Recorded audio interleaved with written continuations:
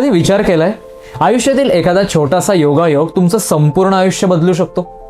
कल्पना करा, एक तरुण ज्याला ना अभिनेता व्हायचं होतं ना दिग्दर्शक, चित्रपटसृष्टीत नाव कमवायचं असं कोणतं स्वप्न त्याने पाहिलेलं नव्हतं. पण एका छोट्याशा सांस्कृतिक कार्यक्रमात रंगमंचावर उभं राहण्याची संधी मिळाली आणि तिथून सुरू झाला असा प्रवास ज्याने भारतीय चित्रपटसृष्टीला एक दमदार अभिनेता, वास्तववादी दिग्दर्शक, संवेदनशील लेखक आणि यशस्वी निर्माता दिला. ही आहे महेश मांजरेकर यांच्या अविश्वसनीय प्रवासाची कहाणी. नमस्कार मंडळी, नाट्यविश्वास पुणे या आपल्या खास मराठी चॅनलमध्ये तुमचं मनःपूर्वक स्वागत आहे. आज महेश मांजरेकर यांच्या वाढदिवसानिमित्त जाणून घेऊया त्यांचा संघर्ष, जिद्द आणि यशाने भरलेल्या ह्या प्रेरणादायी प्रवासाकडे. 16 ऑगस्ट 1958 रोजी मुंबईमध्ये जन्मलेल्या महेश मांजरेकर यांचं बालपण अतिशय साध्या वातावरणात गेलं. अभिनयाशी त्यांचा दूरपर्यंत संबंध नव्हता. त्यांच्या सोसायटीत होणाऱ्या गणेशोत्सव, सांस्कृतिक कार्यक्रम आणि नाटुकल्यांमध्ये ते केवळ हौस म्हणून सहभागी व्हायचे. त्यावेळी कुणालाही कल्पना नव्हती की हा तरुण पुढे भारतीय सिनेसृष्टीत स्वतःची स्वतंत्र ओळख निर्माण करणार आहे. 1975च्या सुमारास त्यांनी हौशी एकांकिकांमध्ये काम करण्यास सुरुवात केली आणि ह्याच काळात त्यांच्या आयुष्याला मोठं वळण मिळालं. शेजारी असलेले ज्येष्ठ रंगकर्मी जयदेव हट्टंगडी यांच्या अभिनय कार्यशाळेत सहभागी होण्याची संधी त्यांना मिळाली. त्या कार्यशाळांमध्ये ओमपुरी, नसरुद्दीन शहा यांसारख्या दिग्गज कलाकारांचा वावर होता. अभिनयाकडे पाहण्याची ती गंभीर दृष्टी, पात्रासाठी घेतली जाणारी मेहनत आणि रंगभूमीबद्दलचं समर्पण पाहून महेश मांजरेकर भारावून गेले. इथूनच अभिनय हा केवळ छंद न राहता त्यांच्या आयुष्याचा मार्ग बनला.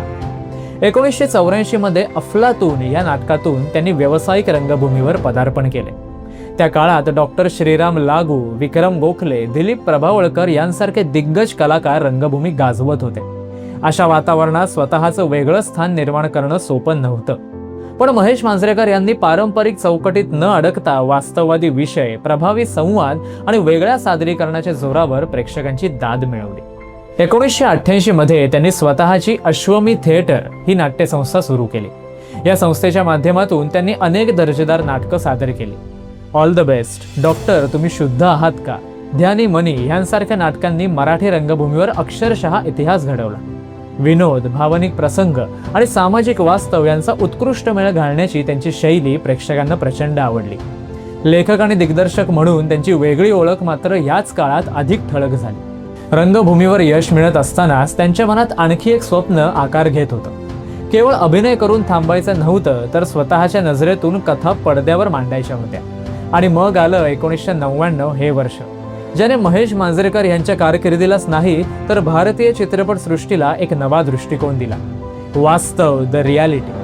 संजय दत्त अभिनीत हा चित्रपट केवळ गँगस्टरवर नव्हता, तर तो परिस्थितीमुळे गुन्हेगारीच्या दलदलीत अडकत जाणाऱ्या एका सामान्य तरुणाचा हृदय पिळवटून टाकणारा प्रवास होता.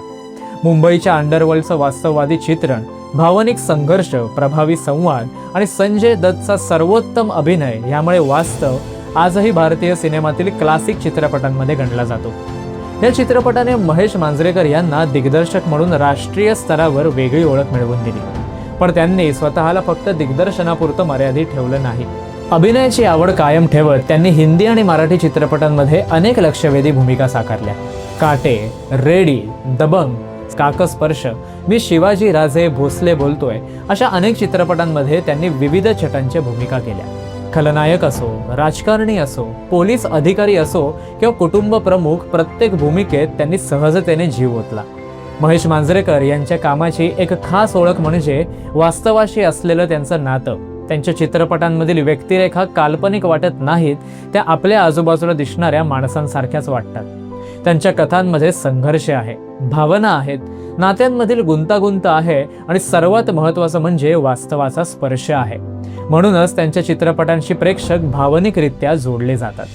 4 दशकांहून अधिक काळ महेश मांजरेकर यांनी रंगभूमी, मराठी चित्रपटसृष्टी आणि हिंदी सिनेसृष्टी या तिन्ही क्षेत्रांमध्ये सातत्याने काम केले. काळ बदलला, प्रेक्षक बदलले, चित्रपट बनवण्याच्या पद्धती बदलल्या, पण स्वतःला सतत नव्याने घडवण्याची त्यांची तयारी कधीच कमी झाली नाही.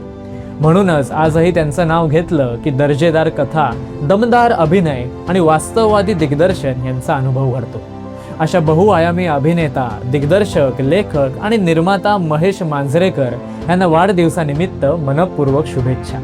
त्यांच्या कलाकृतींनी पुढील अनेक वर्षे प्रेक्षकांना अशीच प्रेरणा आणि दर्जेदार मनोरंजन राहो हीच सदिच्छा. तर मंडळी, आजच्या पुरतं एवढंच. आम्हाला आशा आहे की तुम्हाला आमचा हा पॉडकास्ट अवश्य आवडला असेल. आवडला असल्यास लाईक व शेअर करायला अजिबात विसरू नका. तुम्हाला महेश मांजरेकर यांचा कोणता चित्रपट सर्वात जास्त आवडतो हे कमेंट बॉक्समध्ये नक्की सांगा. पुढील अपडेट जाणून घेण्यासाठी आमच्या चॅनेलला सबस्क्राईब करा व बेल आयकॉन प्रेस करायला अजिबात विसरू नका. धन्यवाद.